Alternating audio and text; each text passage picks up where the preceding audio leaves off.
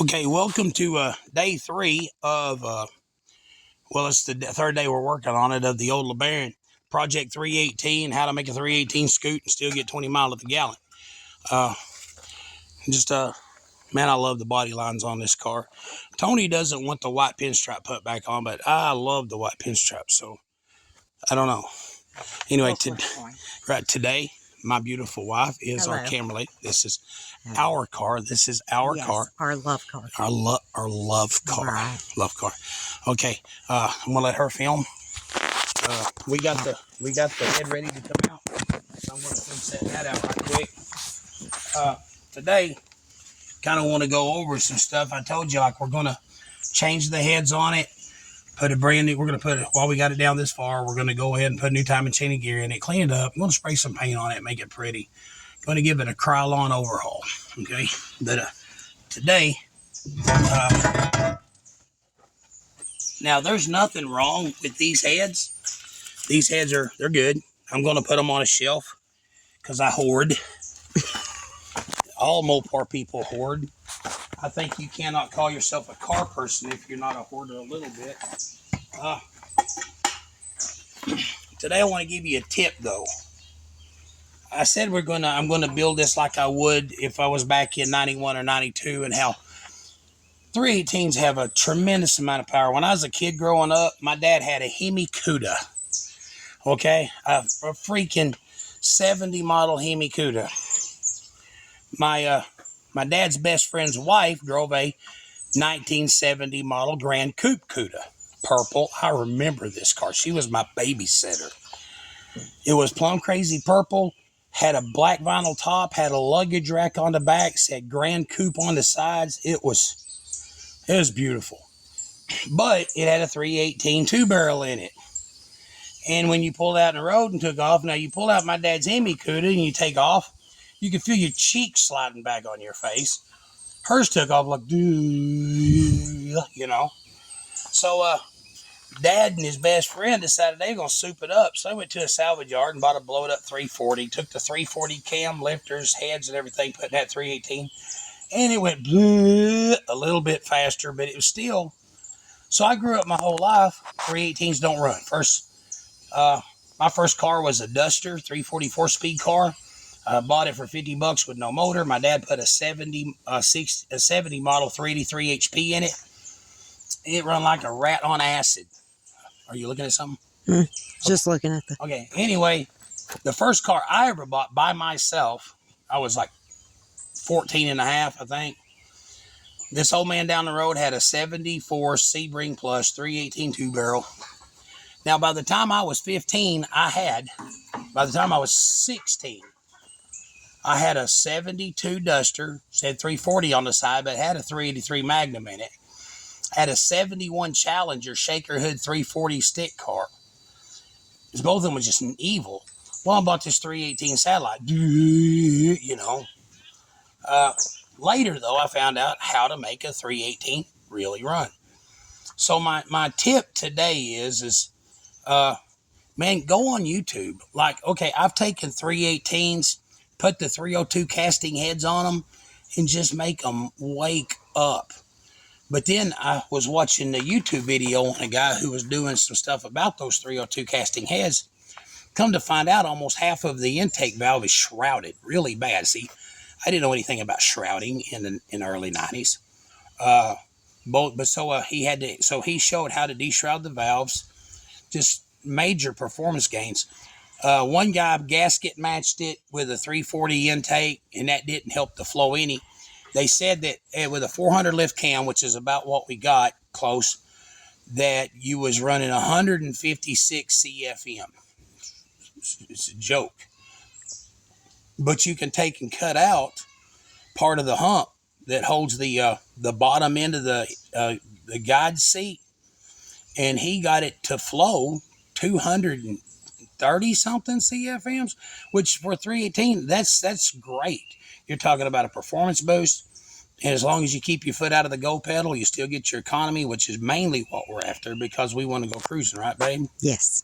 Okay, and so that's the tip for today, man. The Dunning-Kruger effect.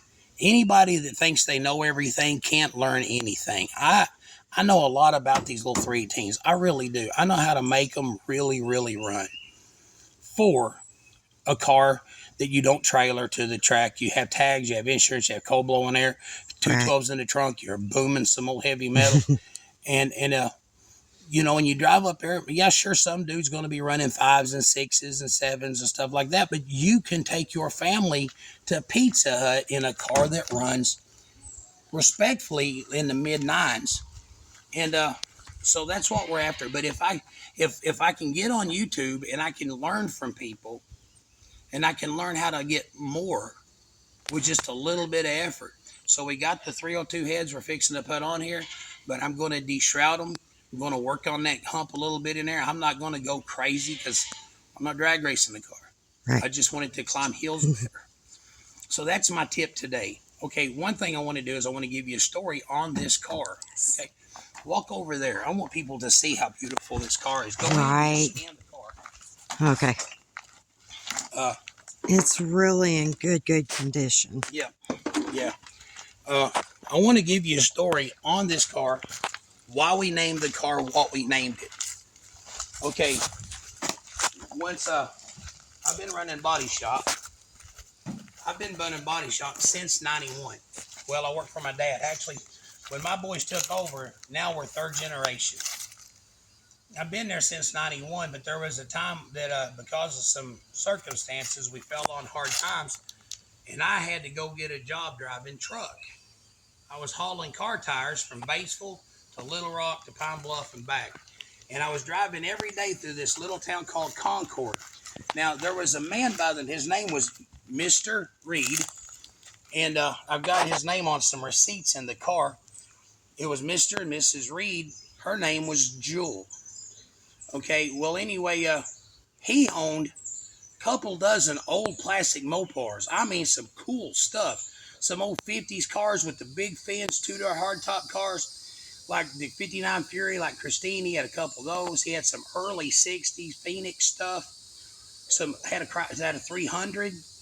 He just had some really high dollar Mopars, and that was his retirement plan.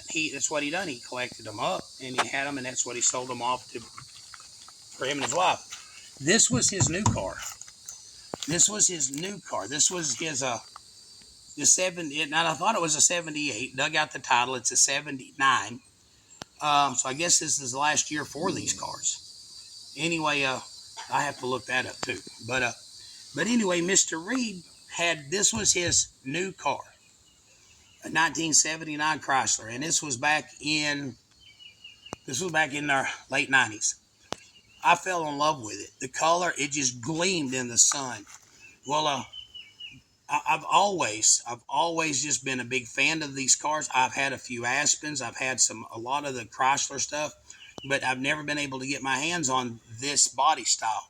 I know it's heavily influenced by General Motors, but man, I love it. I love what Chrysler did. I love the taillights. I love the boat tail.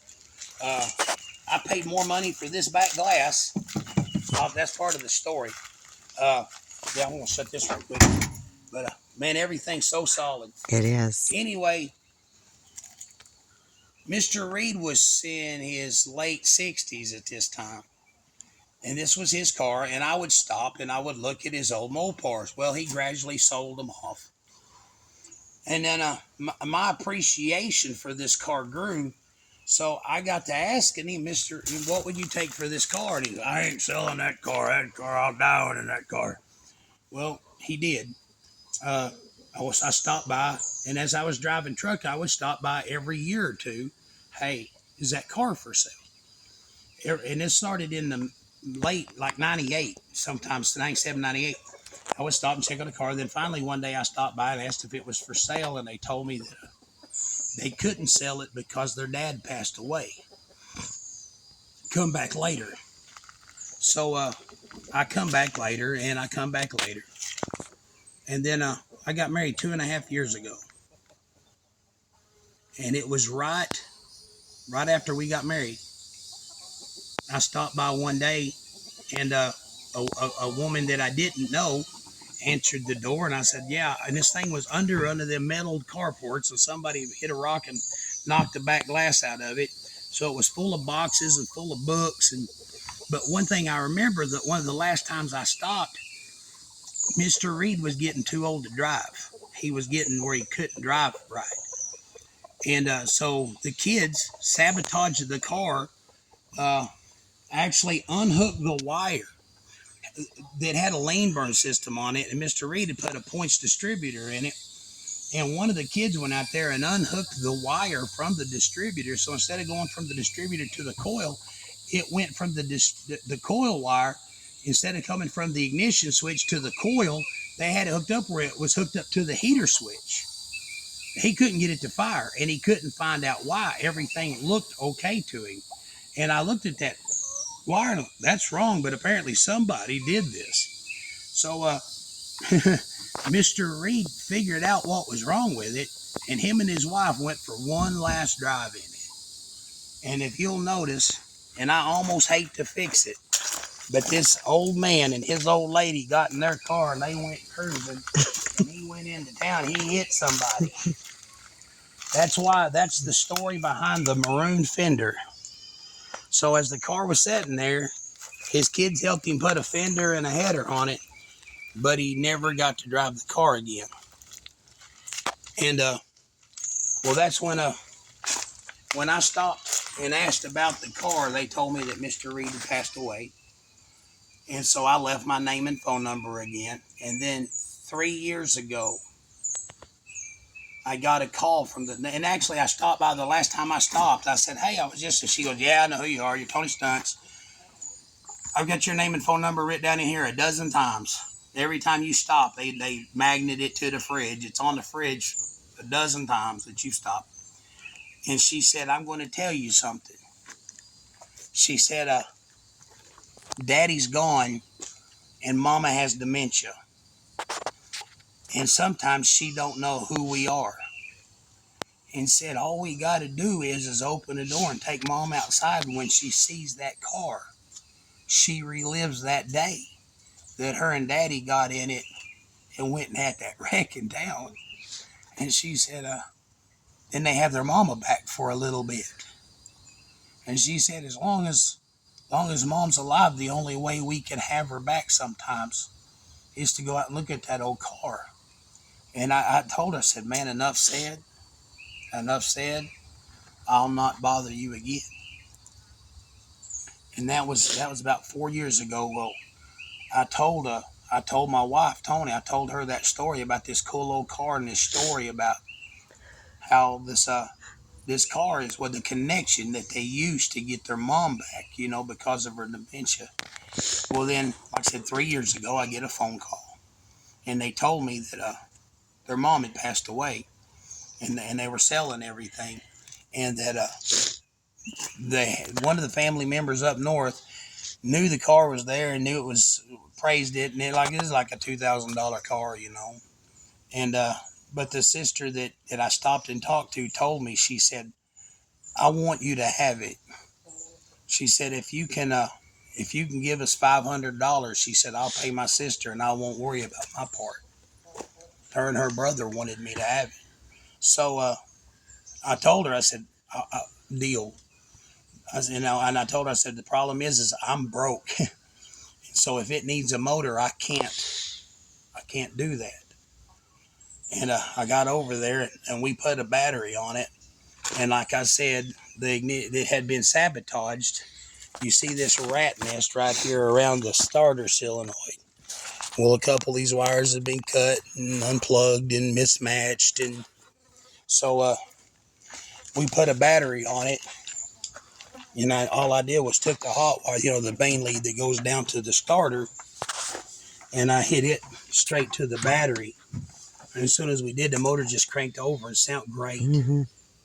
And the carburetor had set so long that it had stuck. And I ain't even kidding.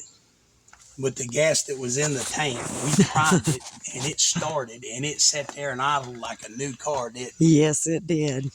And so we brought it home. My friend Jamie found me a 2-barrel that we rebuilt and put on it. And I'm not good at rebuilding carburetors, but we drove this car for a year, and Uh-huh. it is trouble free. Cold air. Do what? Cold air. Air blows cold. We put a stereo in it that now my phone Bluetooths through the stereo, and I can talk to people over the speakers in it. So, like I said, I was watching a bunch of stuff on YouTube about a bunch of channels of Uncle Tony's Garage, DD Speed Shop, and a bunch of these guys that I really admire. And just a bunch of guys was going on Power Tour, and I thought, man, everything I have is cammed up and hot rodded, and I could put something together, but I couldn't afford to drive it. This car here does it. So before uh, before we take off on Power Tour next year, I just wanted to new timing. I didn't want any trouble, so we're going new brake lines, new timing chain gear, new oil seal on the front.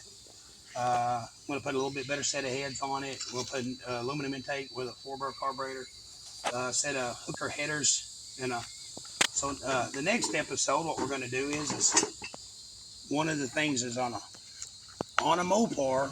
I love this because, like on a Chevrolet, if you get the wrong starter, you get to pull your motor and replace your flywheel. On a Dodge, a starter is a starter is a starter. So you go to salvage yard and the people throwing away them Magnum motors because the heads crack on them. And I was at the scrap yard the other day, and there's like 5 or 6 of them up there that had the little high torque mini starters. So we're fixing to go to salvage yard, and for $10 a piece, we're fixing to buy a bunch of starters. We're going to put a high torque mini starter on it, just some stuff like that. But I wanted to share the reason, the love story behind this car. Uh, knowing that old man and that old woman sat in his car and held hands and took the Yeah. front end off a Chevy truck, that's just cool. So thank you for joining us. God bless. Like I said, if you like our videos, and click like. We'd like to see somebody click like. Leave a comment. I'm not set up yet where I can respond to comments, but I love reading them. If you know a trick about how to make a 302 a little bit better, I'm all ears. Like I said, thank you for going with us on our journey. God bless you. Click like and subscribe. Bye-bye.